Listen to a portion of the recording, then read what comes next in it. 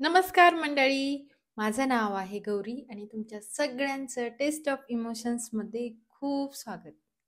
थंडीच्या दिवसामध्ये आपण वेगवेगळी चिक्की बनवत असतो आणि आज मी बनवलेली आहे कोकोनट चिक्की आणि त्याचीच रेसिपी मी आज तुमच्याबरोबर शेअर करणार आहे.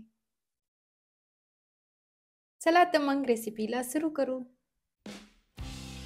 कोकोनट चिक्की बनवण्यासाठी मी घेतलेला आहे 1 वाटी डेसिकेटेड कोकोनट. हे कोकोनट फ्रीज केलेलं आहे, त्यामुळे मी थोडंसं ते भाजून घेणार आहे आणि त्यासाठी मी ते कढईमध्ये टाकलेलं आहे.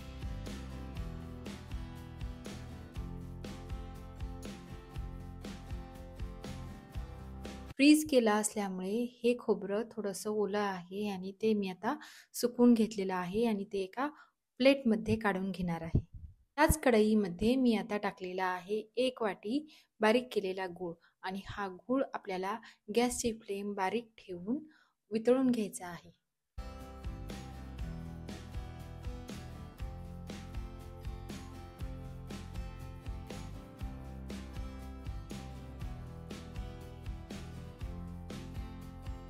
गूळ वितळलेला आहे. आता याचा आपल्याला कडक पाक बनवून घ्यायचा आहे.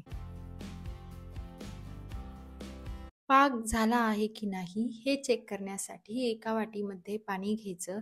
त्याच्यामध्ये थोडासा पाक टाकून बघायचा.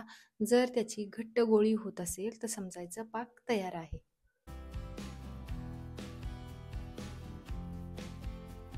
पाक तयार झाला की त्याच्यामध्ये भाजून घेतलेलं खोबरं टाकून घ्यायचं आहे. खोबरं पाकामध्ये व्यवस्थित मिक्स करून घ्यायचं आहे.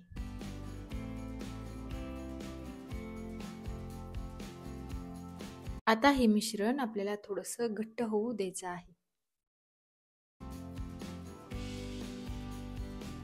एका पोळपाटाला किंवा ताटाला तूप किंवा तेल लावून घ्यायचं आहे आणि त्याच्यामध्ये हे मिश्रण काढून घ्यायचं आहे.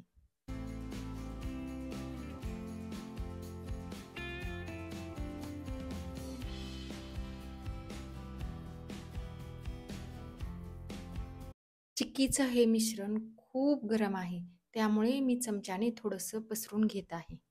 आता बेलण्याने थोडंसं लाटून घेऊन ते एकसारखं पसरून घ्यायचं आहे.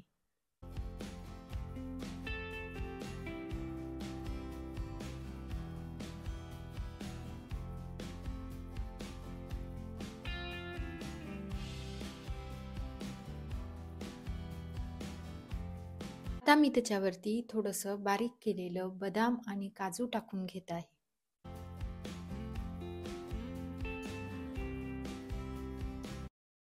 परत एकदा बेलण्याने थोडंसं लाटून घ्यायचं आहे, म्हणजे त्याला लावलेलं बदाम आणि काजू निघणार नाही. चिक्कीचं मिश्रण जोपर्यंत गरम आहे तोपर्यंतच आपल्याला उलटण्याने किंवा चाकूने कट करून घ्यायचं आहे.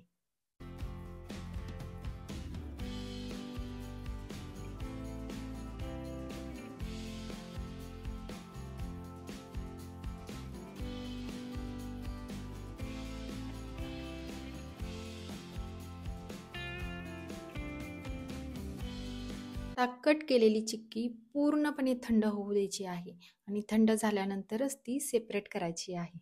तुम्ही बघू शकता की आपली मस्त चिक्की तयार झालेली आहे. तुम्ही देखील अशा प्रकारची चिक्की नक्की बनवून पहा आणि तुम्हाला कशी वाटली मला कमेंट करून सांगा.